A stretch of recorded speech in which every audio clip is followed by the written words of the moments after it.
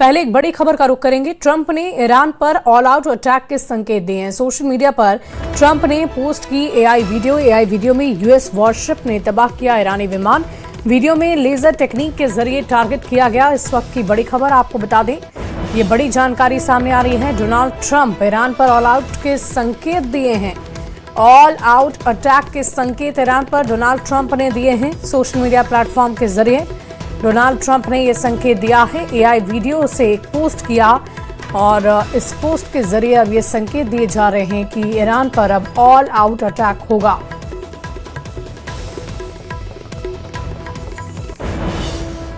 अमेरिकी राष्ट्रपति ट्रंप ने ईरान को एक तस्वीर के जरिए भीषण युद्ध का चैलेंज दिया है। ट्रंप ने साफ कर दिया है कि अमेरिकी तूफान में ईरान का सर्वनाश हो जाएगा। वहीं दूसरी ईरानियों ने अमेरिका की बाजी पलटते हुए भीषण जंग की तैयारी कर दी। जो तस्वीरें सामने आ रही हैं उसके अनुसार अमेरिका और इजराइल से सीधी जंग करने के लिए 3 करोड़ 10 लाख से ज्यादा ईरानियों ने हथियार की ट्रेनिंग लेना शुरू कर दिया है। दावा यह किया जा रहा है कि अमेरिका ईरान पर बहुत बड़ा हमला करने जा रहा है, जिसमें जमीनी हमला भी शामिल है।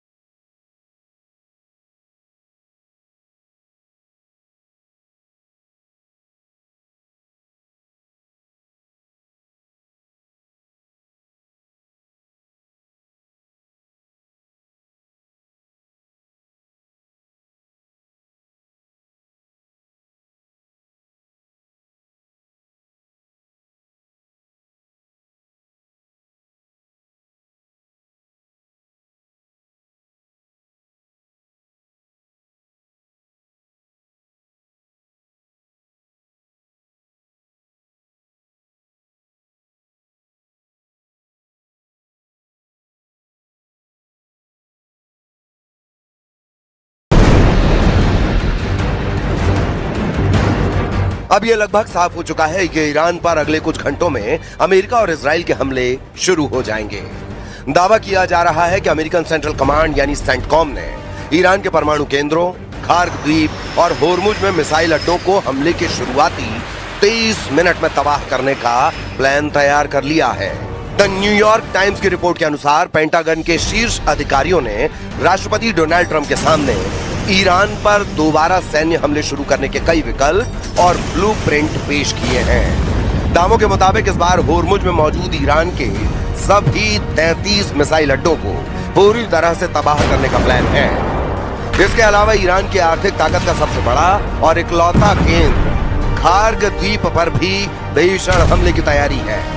द न्यूयॉर्क टाइम्स का दावा है कि चूंकि दोनों देशों के बीच कूटनीतिक बातचीत पूरी तरह फेल हो चुकी है, इसीलिए पेंटागन इस ऑपरेशन को अगले हफ्ते से नए सिरे से और ज्यादा आक्रामक रूप में शुरू करने की योजना बना रहा है। ट्रंप के नए और तूफानी तेवरों से भी हड़कंप मच गया है।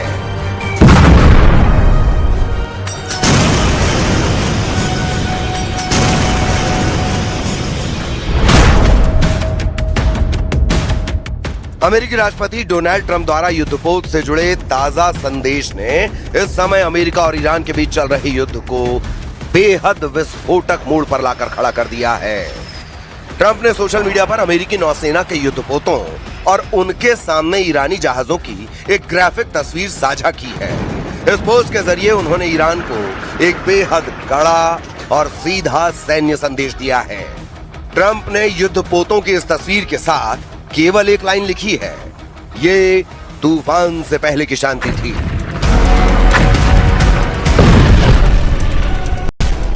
इस कूटनीतिक मुहावरे का सीधा मतलब यह निकाला जा रहा है कि अमेरिका और ईरान के बीच इस समय जारी आंशिक ठहराव या बातचीत का दौर खत्म होने वाला है और अमेरिका ईरान पर अब तक का सबसे बड़ा सैन्य हमला करने की तैयारी में है।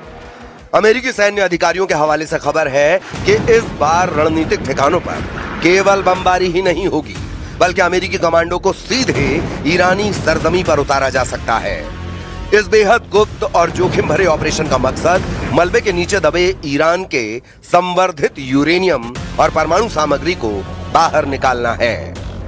ऑपरेशन स्लेज हैमर और पोर्ट्स की घेरेबंदी का अल्टीमेटम। खुफिया रिपोर्ट के अनुसार अमेरिकी पेंटागन एक नए सैन्य प्लान पर काम कर रहा है जिसे ऑपरेशन स्लेज हैमर कहा जा रहा है। इस युद्धपोत वाली चेतावनी के जरिए ट्रंप ने साफ कर दिया है कि अगर ईरान ने उनकी शर्तें नहीं मानी तो अमेरिकी नौसेना ईरान के बचे कुचे नौसैनिक बुनियादी ढांचे, बंदरगाहों और तेल रिफाइनरियों को पूरी तरह तबाह कर देगी। ट्रंप ने पहले भी चेतावनी दी थी कि वे ईरान को बमबारी करके पत्थर युग में भेज देंगे। ट्रंप का यह ताजा संदेश दिखाता है कि यदि बातचीत के जरिए ईरान का यूरेनियम बाहर नहीं निकाला गया तो अमेरिकी कमांडो सीधे ईरानी सरजमी पर उतरकर उसके परमाणु ठिकानों पर कब्जा कर लेंगे।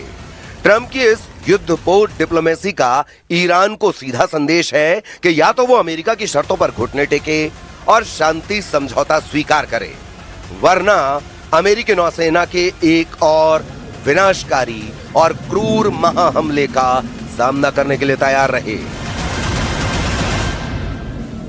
We've made clear to them, that any support for Iran would obviously be detrimental for our relationship. That obviously is going to come up in this conversation. On trade, look, the United States is very clear. We have to be able to make our own stuff. We cannot depend on China or any country for that matter for 100% of anything that we need. जमीन में उतरेगी US special force, bunker से सड़क तक ईरानी तैयारी। इस वक्त Iran से जो तस्वीरें आ रही हैं वो हैरान करने वाली हैं। नेशनल न्यूज चैनल पर ईरान की IRGC के ट्रेनिंग वाले उस्ताद और कमांडर देश की जनता को हथियारों की ट्रेनिंग देने में जुटे हैं। यहां तक कि अब सड़कों पर, मस्जिद, मदरसों में बहुत बड़े पैमाने पर ईरानी जनता हथियारों की ट्रेनिंग लेने में जुट गई है। और कीव पर रूस के हमले के बाद यूक्रेन ने मॉस्को पर पलटवार कर दिया। जेलेंस्की ने यह दावा किया कि उनकी सेना ने 500 से ज्यादा ड्रोन हमले किए। इस हमले में मॉस्को तेल रिफाइनरी को नुकसान हुआ है, जबकि 4 लोगों की मौत की खबर है। यूक्रेन का ये हमला कीव पर हुए हमले के बाद हुआ। रूस के हमले में कीव में 24 लोगों की मौत हो गई थी।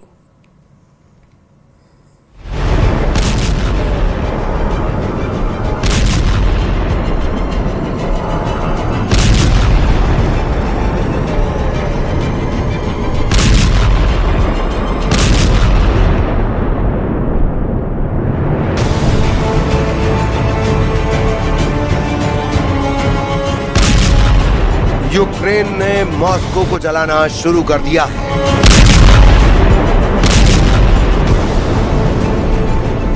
रूस का दिल, पुतिन की सत्ता का सबसे मजबूत किला, लेकिन अब वही मॉस्को ड्रोन धमाकों से कांप उठा है।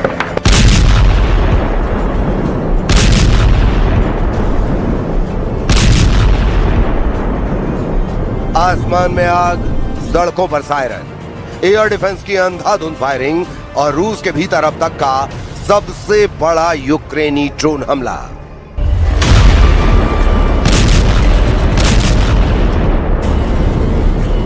यूक्रेन ने 500 से ज्यादा ड्रोनों से मॉस्को और उसके आसपास हमला किया। ऑयल डिपो, एयरबेस, सैन्य ठिकाने, सब कुछ निशाने पर थे। लेकिन इस हमले के बाद दुनिया के सामने सिर्फ एक सवाल खड़ा नहीं हुआ, बल्कि कई खतरनाक सवाल उठ गए हैं।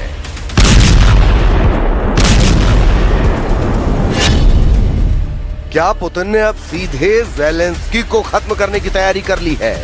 क्या कीव के पावर सेंटर अब क्रेमलिन के नए टारगेट पर हैं?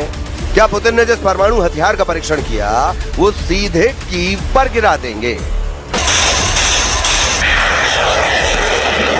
जंग के 4 साल बाद भी पुतिन की सेना यूक्रेन को हरा नहीं सकी है। हालात ये हैं कि 3 महीने में रूस की सेना जितनी बढ़त हासिल करती है, सिर्फ 1 महीने में ही ज़ेलेंस्की की सेना हिसाब बराबर कर देती है।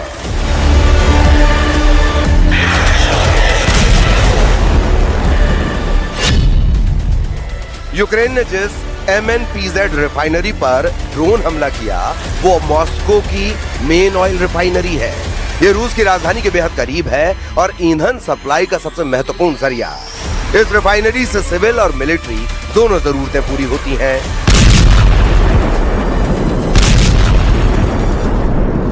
इस रिफाइनरी पर अटैक से रूस की ऑयल प्रोडक्शन और लॉजिस्टिक्स पर असर पड़ सकता है, जो फिलहाल युद्ध के लिए बेहद जरूरी है। Тож є хороша робота нашої розвідки. По-перше, чітко розуміємо, що обговорюється між Росією та керівництвом Білорусі.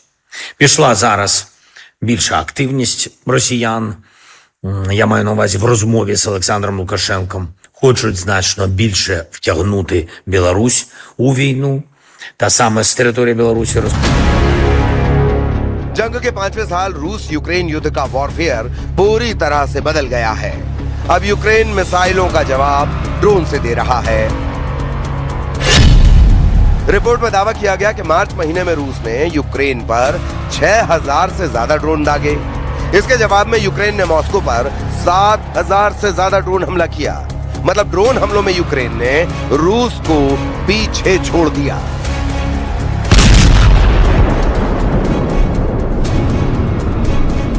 हालांकि अप्रैल में रूस ने यूक्रेन पर ड्रोन हमलों की बमबार्डिंग कर दी। ज़ेलेंस्की ने दावा किया कि 13-14 मई के दौरान रूस ने 1500 से ज्यादा ड्रोन और 50 से ज्यादा मिसाइलें कीव और आसपास के इलाकों में दागी।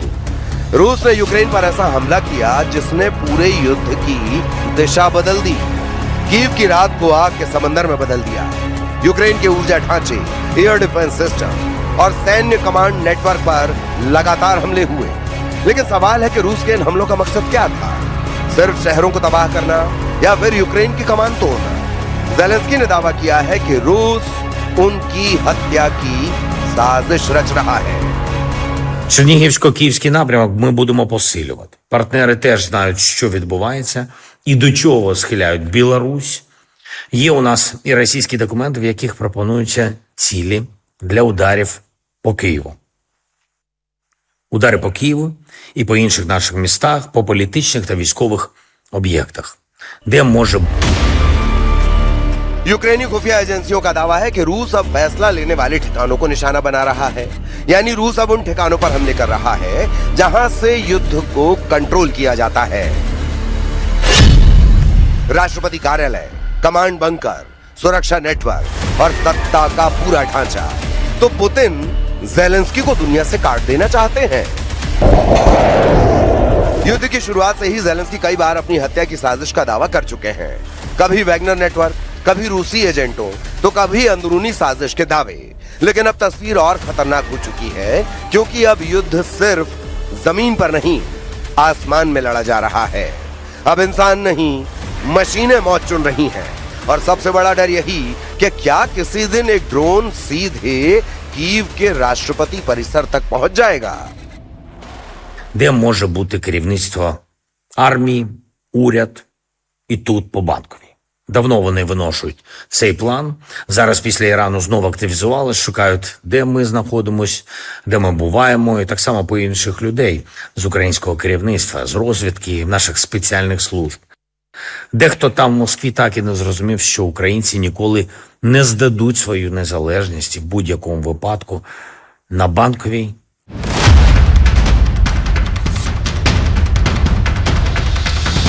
मॉस्को पर यूक्रेन का हमला सिर्फ बदला नहीं था, वो एक संदेश था।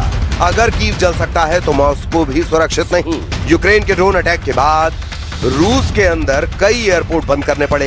एयर डिफेंस सिस्टम पूरी रात एक्टिव रहा और मॉस्को के लोगों ने पहली बार महसूस किया कि युद्ध अब उनके दरवाजे तक पहुंच चुका है।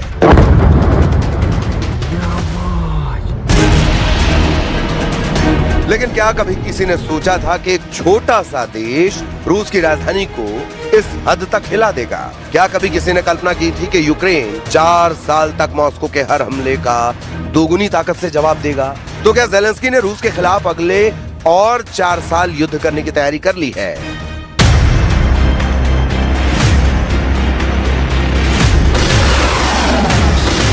लेकिन इस जंग में पुतिन भी पीछे हटने के मूड में नहीं दिख रहे। खुफिया रिपोर्ट के मुताबिक रूस के पुराने मिसाइल स्टॉक तेजी से खत्म हो रहे हैं और अब नई बनी KH-101 क्रूज मिसाइलें सीधे फैक्ट्री से युद्ध में भेजी जा रही हैं, यानी हथियार भी बन रहे हैं और तुरंत दागे भी जा रहे हैं। तो क्या रूस अब युद्ध के दबाव में जंग लड़ रहा है? क्या लंबा युद्ध पुतिन पर भारी पड़ रहा है? क्योंकि दूसरी तरफ अमेरिका ने रूसी तेल से जुड़ी राहत हटाकर आर्थिक दबाव और बढ़ा दिया है। रूस का बजट घाटा बढ़ रहा है, प्रतिबंध बढ़ रहे हैं। बावजूद इसके पुतिन लगातार अपने सुपर वेपन दिखा रहे हैं।